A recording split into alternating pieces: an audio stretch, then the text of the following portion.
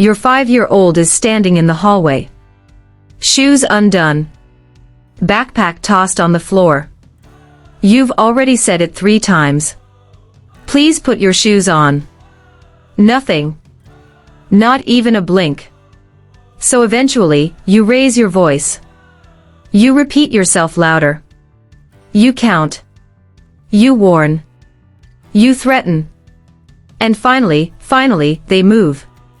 You think they learned to listen. But here's the uncomfortable truth. You didn't teach them to listen. You taught them to wait. To pause until you get angry. To rely on your emotional explosion instead of their own self-control.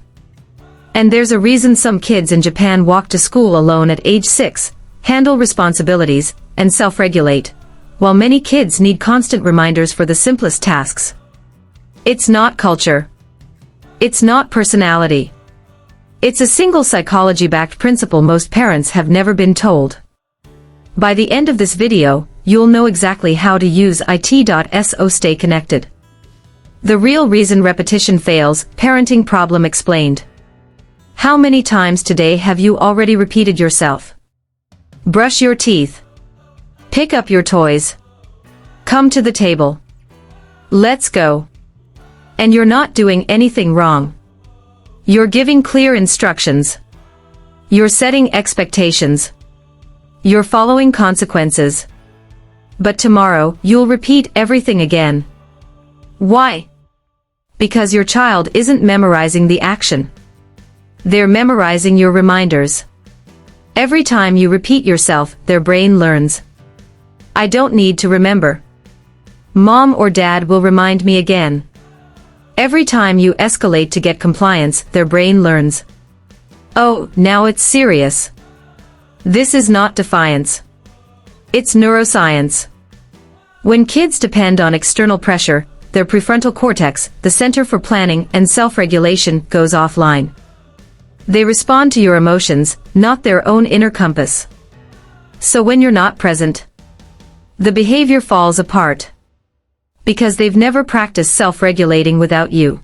Obedience versus discipline, the truth most parents miss. Obedience means they behave because of you. Your presence. Your reminders. Your consequences. Discipline means they behave because of themselves. Their internal structure. Their self-control. Their habits. Obedience depends on external force. Discipline depends on internal wiring. And here's what surprises most parents. Japanese kids don't magically behave better. Their system builds internal discipline through consistent, predictable, brain-friendly practices. This system is called shitsuke, often translated as training the body. Not controlling behavior. Not forcing obedience. But teaching the body and brain to regulate through repetition, responsibility, and calm modeling. Think of it like muscle memory. Someone else cannot build your muscles for you. Your body has to do the work. Self-regulation works the same way. Kids must practice it, not be controlled into it. What shitsuke looks like, the 4 pillars. Pillar 1, routine as brain structure. Japanese kids don't receive dozens of commands every morning. They follow predictable sequences. Morning routine. After-school routine. Bedtime routine. Their brain builds automatic pathways in the basal ganglia. They don't argue about what's next. They already know. Habits become effortless. There's no nagging. The routine itself becomes the cue. Pillar 2, responsibility that builds competence. Children are given real responsibilities. A 3-year-old carrying their bag. A 5-year-old folding small laundry. A 7-year-old preparing simple meals. These aren't punishments or chores for rewards. They're contributions. Kids feel capable. Needed. Important. Humans are wired for competence. Even tiny humans. Pillar 3, modeling calm, regulation transfer. Japanese teachers rarely raise their voice. Their calm transfers to the child's nervous system. When you're calm, your child's brain receives the message. I'm safe. I can think. When you escalate, their stress response activates. And their capacity for self-control disappears. You can't shout a child into calm. You must model it. Pillar 4, Watchful Waiting, Memoru. This is the secret glue. Adults step back. They observe without rushing in.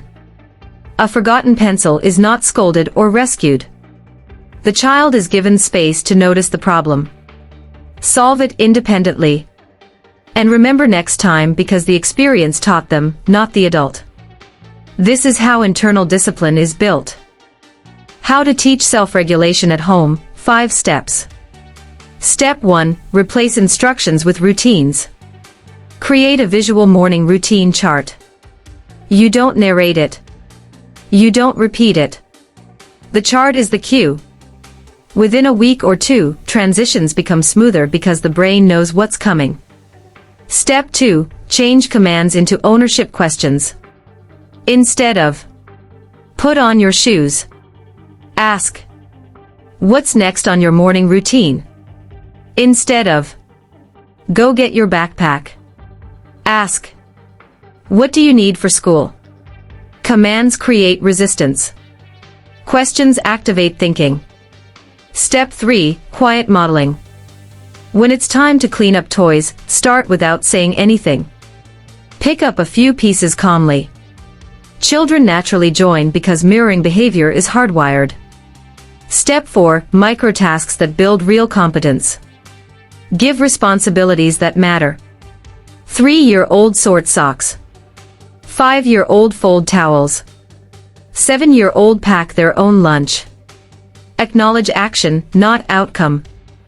I noticed you remembered your job today. This builds internal motivation. Step 5, regulate yourself first. Before responding, pause. Breathe. Let your nervous system settle. Kids borrow your regulation. If you're calm, they can think. If you're stressed, they react. Parenting isn't about perfection. It's about presence. Will this work for strong-willed kids? Yes. Strong-willed kids don't fight rules.